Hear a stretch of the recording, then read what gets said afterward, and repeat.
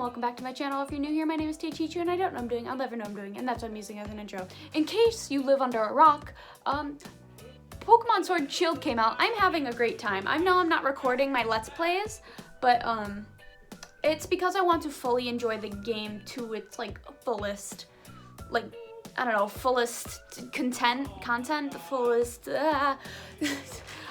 I want to play the game to the fullest that I can and the most authentically as I can, just by myself, and then I'll probably play Sword on a stream or something. But with that, there are a bunch of new Pokemon that I am so excited to use, not only in competitive, but also just breeding and shinies, and oh, it's so beautiful. I love all of the new Pokemon. I don't think there's a Pokemon that I really dislike. I really do like them all. Maybe Barraskewda, but I don't like fish Pokemon. In Sun and Moon, Bruxish was my least favorite Pokemon, and that's my least favorite Pokemon of all time. So, I don't know.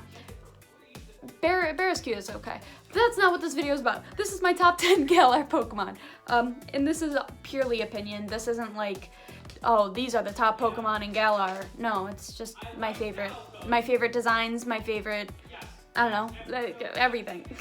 Some of these I've used some of these are on my team through the playthrough, some of them aren't, so let's do this. We're gonna go back by 10.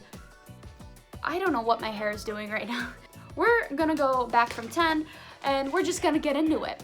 Number 10 on my top 10 Galar Pokemon list, I'm sorry if you hear the paper, is Corviknight. And Corviknight, Corviknight is okay. I think that personally he is the best bird Pokemon. There's Staraptor, there's Pidgeot, there's all these birds. I think Corviknight's the coolest and the best. He has that cool steel typing, which I really like. He's huge, in case you haven't seen a picture. He has a cool backstory. He is literally a taxi that people take in Galar. And I think that's awesome. You know me, I love a good backstory, and Corviknight's just that backstory that I want. He's been a flying taxi, and that's great because then you don't have to use fly. It's really wonderful. And he's also pretty good competitively. I've seen a bunch of good competitive builds and guides for him so far, so I think that's really cool. And I personally think he's the best Pokemon. He's the best Pokemon, bird Pokemon, because that Pokemon always has to have a bird Pokemon. I keep saying Pokemon. But yeah, I just really like Corviknight. I love his jet black coat. His shiny is pretty okay. But yeah, I like Corviknight, and he's number 10. Number 9, I have Grimmsnarl. Grimmsnarl is the final evolution of Impidimp, and I love Impidimp. It's a really unique typing of Dark and Fairy, so I think that's really cool. It's something new, It reminds me of a D&D character. It reminds me of a troll that you'd see in WoW, and I kind of like that. I mean, I don't play WoW much myself anymore, but I like Grimmsnarl. It reminds me of a fantasy show or game. I really like it. I like Grimmsnarl. He's really cool. I love Impidimp. And basically, I really like Impidimp, but because Grimmsnarl is the final evolution, I was like, you know what, I'll just get Grimmsnarl. And I think Grimmsnarl might be used in competitive. I think he might be really good for competitive, but we'll see. We'll see what the meta is. Number 8 is Galarian Zigzagoon. When he was first announced, I was like, oh my god, he is a rock star baby. I love Galar forms, but this one really spoke to me. He's black and white. He's got the stars for eyes. I think that's rad. I think it's wonderful. And he gets a new evolution of Obstagoon, and I don't know if you guys have played Sword and Shield, but when one of the gym leaders is rocking out, he'll I look crazy. They'll rock out as well. I love Galarian Zigzagoon. He's a rock and roll baby, and he's adorable. He is adorable. I love Galarian Zigzagoon. Oh, if I could get one in real life, that'd be great. Anyway, that's number 8. Number 7 is Toxicity? Electricity, toxicity? I don't know. It's the final, it looks like this. It's a new typing. It's electric and poison, and I've been using it because I got the egg from the nursery, and I didn't know what it was at first. Or maybe, no, I just got the Pokemon from nursery person. And I was like, hey, this is cool, I'll have it. And it's just a little baby dinosaur. I love him. And then he evolves into like another rock star. Clearly I have a type, but I have a type with Pokemon. But this man, he looks pretty good. He looks great. I love the typing. Sure, can he get wiped out by an earthquake? Yeah, but you know what? He's doing great for himself, rocking out. He has this move called Overdrive. It shows kind of like audio waves like you would see in like a music video. I think that's pretty cool, personally. And I like toxicity. I have a bug bite right here. That's why I'm itching, by the way. Anyway, yes, he's number 7. Number 6, I have Appletoon, or is it Appleton? Appleton? The Apple Dinosaur Man. I love Flapple too, but like, you see a dinosaur that looks like an apple pie, and I just want to put some whipped cream on it, warm it up, get some ice cream, and we're chilling. I love this big apple pie boy. He has a pretty cool typing of dragon and grass. I'm not sure if that's been done yet. I'm not really quite too sure, but he's adorable. He is 100% adorable. And you know, he has a lot of competitive potential as well with his stats. I would love to see this I would love to see him Dynamax, big apple pie. If I use this Pokemon in competitive, I will nickname it Apple Pie. It's adorable. So is Flapple. So is the pre-evolution apple Pokemon. Everything about it is just adorable. I love, you know, it's so simple. Like, they mixed a dinosaur with an apple pie, but it's adorable. Flapple, a pterodactyl apple. Like, sorry, I go insane for these new Pokemon. This might be my favorite gen, if I'm being quite honest. I think it's wonderful. But yes, he is number 6. He's a good apple pie dinosaur man. And he's adorable. And if you don't think that this is cute, I'm suing you for emotional distress. Okay, that's number 6. Anyway, number 5 is Indeedee. Not only does the name sound British and is adorable, but look at his little horns. I like that it has a male and female type, like different male and female, you know what I mean? Like male and female. They have a cute little thing for the females as they like to babysit. They're like little housemaids. It's like a Meowstic, but better because it has a normal psychic typing. So, I mean, dark type still like screws it, but ghost typing doesn't. You know what I mean? And fighting type doesn't screw it because it's also a psychic type. Like, I just like its typing because certain Pokemon can touch it and certain Pokemon can't. And because it's a normal type, like ghost types can't. You know what I mean? Like, it's good. I love it. I love the design. I think it's adorable. It's like Meowstic, but better. And the name is adorable. Like, Indeedee, come here, Indeedee. Like, I can just hear a person, I'm crazy. I can just hear a British person saying that. And that's why I like it so much. And that's why it's at number 5.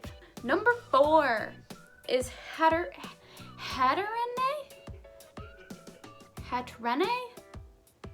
I can't say names because I'm illiterate. This bug bite's killing me, I'm sorry. But, okay. So I have a lot of words about this one. This one I have on my team because I was like, I need this. I need this in my life. It's a pastel witch. I love her. She's like Gardevoir 2.0. I haven't looked at her stats comparing them to Gardevoir, so I don't know which one's better. But I don't know if you guys have seen the clip of Gardevoir fighting Hatterene because, you know, whenever they feel strong emotions, they fight. And that's another thing is that I love Pokemon with a good backstory. Or even a good Pokedex entry. And Hatterene is like, you know, if you feel strong emotions towards it, it's gonna try and silence you, or it's gonna try and get rid of those emotions. And I love the memes behind that, but she's so pretty, and she has such a good Gigantamax form with G-Max, I'm sorry, that was weird. It was with G-Max Smite. Oh, that could be used in competitive as well. I'm so excited to use her. She's so pretty. I love that. She's a pastel queen. Pastel, my Hatterene. That Pokemon, I've literally named it Pastel. Like Pastelle. Pastel. Oh, I love it. That one's probably it is one of my favorites. These are my top 10 of Galar. She's number 4. So that's why she's so high up. I love her. I love her typing. I love fairy psychic typing. It's wonderful. Number 3, my ghosty boy, Poltergeist. When Poltergeist was announced, I screamed because not only is he my favorite color, it's purple by the way, in case you couldn't tell by my hair.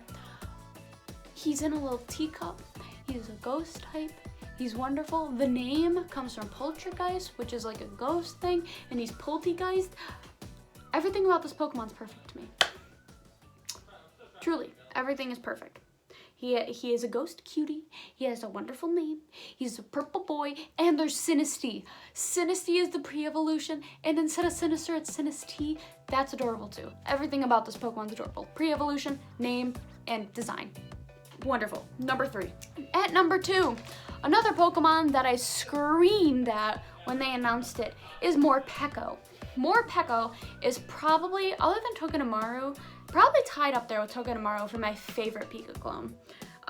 It's relatable. Hangry mode. Hangry mode is like me, and it's purple and black, so I love it. It has that like a little hint of pink. I really love that. It has a unique typing of like electric and dark, and then it changes from electric to dark. It's really an interesting Pokemon.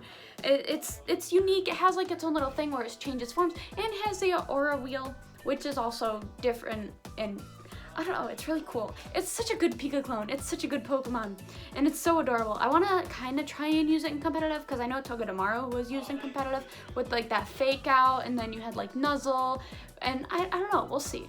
Maybe it could do like a good knockoff. I don't know, we'll see. I gotta look at its stats. Maybe I'll do a Pokemon spotlight of it, we'll see. But yeah, he's at number 2. I love Morpeko. If I could get a plush from Morpeko, that'd be fantastic. But yes, Morpeko, number 2. Number 1 may come a surprise to you, because clearly I like very cute Pokemon. But this one, Dragapult.